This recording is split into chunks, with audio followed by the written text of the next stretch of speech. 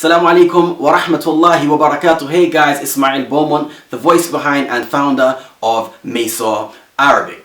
I hope you watched and enjoyed the last video I shared wherein we covered the top 10 tips. Alright, my top 10 tips that effectively helped me learn Arabic and consequently gave me a better and a stronger relationship with the book of Allah subhanahu wa ta'ala.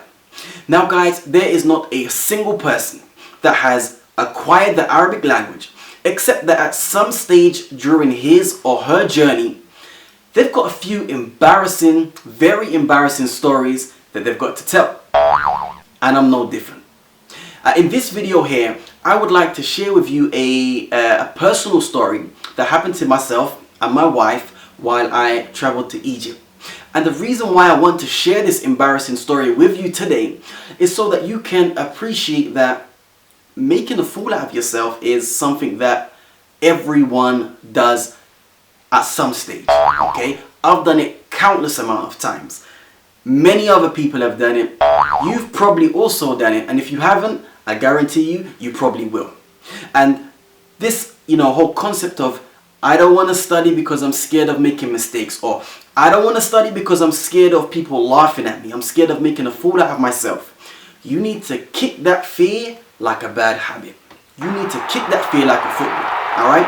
If you want to grow as a person in your professional or your personal development, you have to become accustomed to putting yourself in uncomfortable situations. So the story that I would love to share with you guys today, if you would just lend me your ear for 4 minutes, is called Where is the Pigeon? You know, that thing that flies in the sky? Yeah, where is the pigeon? I want to take you guys back some 10 years, and I was a newlywed. I had just got married. I was 21, 22 years of age, and I traveled to Egypt with my wife, Maryam, and my father. And whilst we were in Egypt, we visited a place called Ar-Rihab. Anybody that's been to Egypt knows of this place very well. And we so happened to be in an office on an occasion, and I was sitting next to my wife. She then expressed to me that she wanted to use the bathroom, but she was too shy to go and ask the worker, where is the bathroom? So me being the man, me wanting to show that I've got this under control, I'm gonna look after you. Bearing in mind that when I got to Egypt, I only knew survival sentences.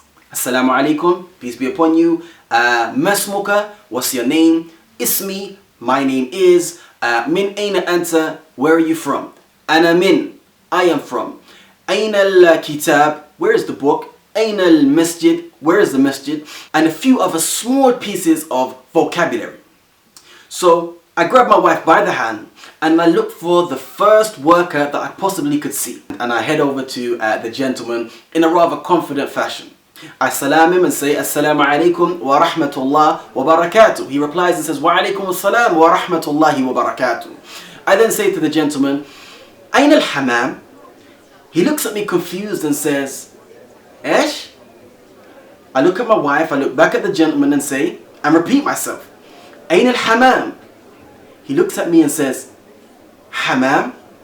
Now at this point, he doesn't know, but he has totally and utterly shattered any confidence that I had prior to asking him this question. So I look at my wife again, I look back at the gentleman, and I nervously nod and say, Naam. He then says, Al-Hammam, WC. So I say, yes. I look at my wife, I look back at the gentleman, thinking in my head, isn't that what I just said? And then he directed me to the toilet.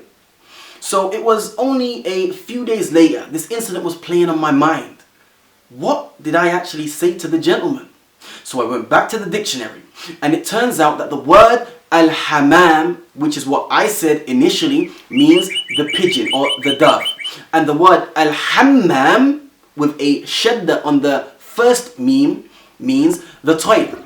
So guys, next time you get embarrassed when you're studying Arabic or when you're studying the Arabic language, just remember that Ismail Beaumont from Maysoor Arabic went up to an Egyptian with his wife and asked him, where is the pigeon? Oh gosh.